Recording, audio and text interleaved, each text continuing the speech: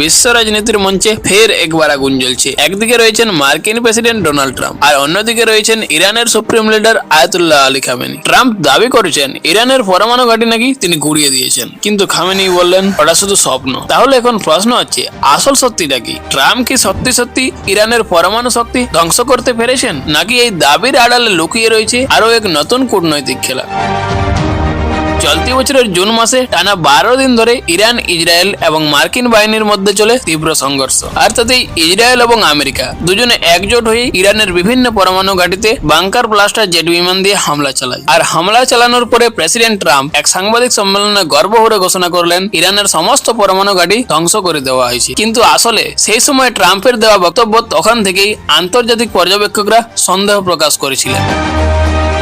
মাসের পর মাস চুপ থাকার পর অবশেষে মুখ খুললেন ইরানের সর্বোচ্চ নেতা আয়াতুল্লাহ খামেনি। গত 19 অক্টোবর সোমবার নিজের এক্স হ্যান্ডেলে অর্থাৎ টুইটারে ট্রাম্পকে কটাক্ষ করে লিখলেন তিনি ইরানের পরমাণু ঘাঁটি নাকি ধ্বংস করে দিয়েছেন। দারুণ, কিন্তু সেটা শুধু স্বপ্নে।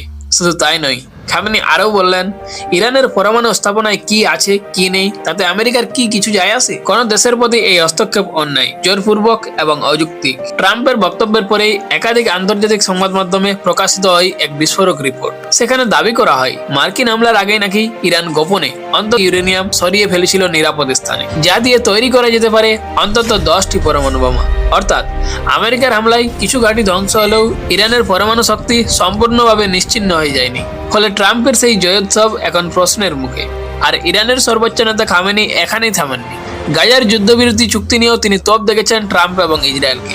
তিনি লিখেছেন যদি কোনো চুক্তি জোর করে করা হয় এবং ফলাফল আগে থেকেই নির্ধারিত থাকে তাহলে সেটা চুক্তি নেই, বরং হুমকি।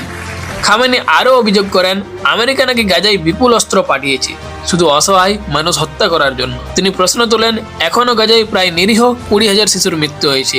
এরা কি সবাই জঙ্গি ছিল? আসলে তোমরাই সন্ত্রাসী। এখানেই খামেনি থেমে থাকেননি। তিনি আরও এক ধাপ এগিয়ে আমেরিকার বিরুদ্ধে বড় অভিযোগ আনলেন। তার দাবি দায়েশ এবং আইএস জঙ্গি সংগঠন আসলে আমেরিকারই তৈরি। পশ্চিম এশিয়ায় নিজেদের প্রভাব বজায় রাখতে তারা ইচ্ছাকৃতভাবে এই গোষ্ঠীগুলো তৈরি করেছে। খামেনির অভিযোগ যখন দরকার পড়ে তখন আমেরিকা এই জঙ্গিদের ব্যবহার করে। একদিকে